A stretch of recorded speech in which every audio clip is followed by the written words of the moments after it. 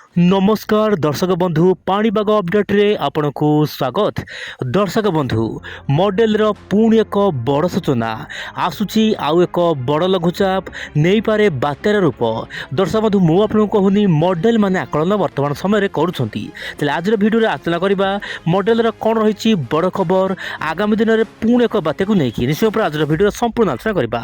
वर्तमान आपन satellite image देखंतु दक्षिण केंद्र बंगोपसागर रे पुणी एक घूर्णिझड़ सृष्टि होईची। वर्तमान धीरे धीरे लघुचाप रूप नहीं सारी किसी मॉडल आकलन करुछंती। यार प्रभाव में आपनकर श्रीलंका सहित दक्षिण भारत केतेक अंचल मध्यम प्रबल वर्षा केतेक अंचल अति भारी वर्षा होबार आशंका रही। तेबे दर्शक बंधु यही समय मध्य आपनकर पूर्वाणु वायु माने समुद्र जो वायु जाउछि यार प्रभाव में आपनकर उत्तर आभ्यंतरीण ओडिशा एवं पश्चिम ओडिशा केतेक अंचल मध्यम और हल्का फुल्का वर्षा देखा मिल पारे।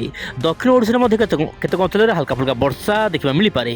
आपनकर झारसुगुड़ा ता सहित संबलपुर देवगढ़ अनुगुल ढेंकानाल कटक यही सब जिलार स्थान स्थान हल्का मध्यम धरण वर्षा होबार आशंका रही। किंतु मु आपको कहूँ चाहिए कौन से अंचल में भारी वर्षा होबार वर्तमान समय आशंका नहीं। किंतु वायुर चलन कौन रही आसुन देखा। दर्शक बंधु वायुर चलन वर्तमान समय धीरे धीरे आगक बढ़ुची माने लघुचाप जो बंगोपसागर सृष्टि होती घूर्णिबलय ताहा तो लघुचाप रूप नहीं सारा किंतु ऑफिशियल भाव में यह विधिवत भाव में आकलन करा जाए नहीं।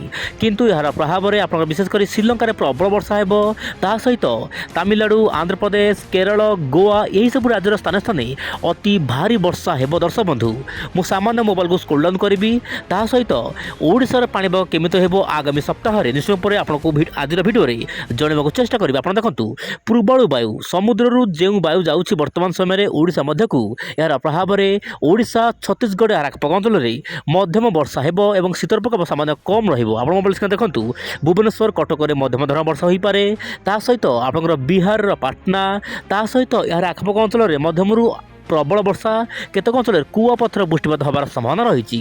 यही समय मध्य उत्तर प्रदेश केतक अंचल हल्का फुल्का वर्षा देखा मिल पारे। ता सहित मध्य प्रदेश विभिन्न राज्य विभिन्न जिले में प्रबल अति प्रबल वर्षा सहित कुआपथर माड़ हो पारे। किंतु ओडिशा रे भारी वर्षा होबार आशंका नहीं। वर्तमान लघुचाप स्थिति देखा मोबाइल को सामान स्क्रोल डाउन करी।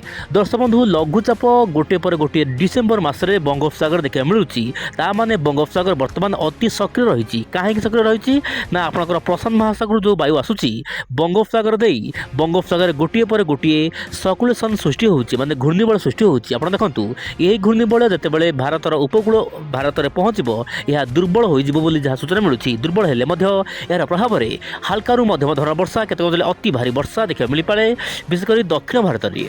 वर्तमान समय मॉडल माने कौन आकलन करुछंती विशेषकर जेएफएस मॉडल आपण देखंतु दर्शक बंधु जेएफएस मॉडल सबुबले आगुआ सूचना देई थाए तार समस्त अपडेट अनुसार तार एसाम्बल मॉडल मान आकलन करुछंती कि वर्तमान तो लघुचाप सृष्टि होईची एवं यार प्रभाव में श्रीलंका आंध्र प्रदेश तमिलनाडु गोवा ता सहित दक्षिण भारत केतक अंचल प्रबल वर्षा हेबो। किंतु दर्शक बंधु पुणी थे सुमात्रा द्वीप माने इंडोनेशिया सुमात्रा द्वीप में पुणी एक बड़ लघुचाप सृष्टि हेबो मे भी यह नहीं पारे बात्यार रूप। दर्शक बंधु जदि बात्या होउची चलित वर्ष तृतीय बात्या होई पारे वर्तमान समय बंगोपसागर में। किंतु एते आगुर कौन अपडेट को सठिक भाव भूल हम कारण दर्शक बंधु जेहेतु आगुआ सूचना मिलूँ से विंडो चैनल सहित आप जेहेतु जड़ित होती मु आगुआ सूचना देवाक चेष्टा करुँची। तेबे यार प्रभाव ओडिशा आड़ को आसीपारे बोली जहाँ सूचना मिलूँ वर्तमान समय। किंतु यह उपकूल भारत को आसवा पूर्व दुर्बल होबार आशंका रही। कहीं दुर्बल हम कारण से समय मध्य उत्तर पश्चिम दिगु लगातार हबार शुष्क वायु ठंडा वायु आसब जहाँपाई कि बात्या जदि सृष्टि होउची दुर्बल हो पारे।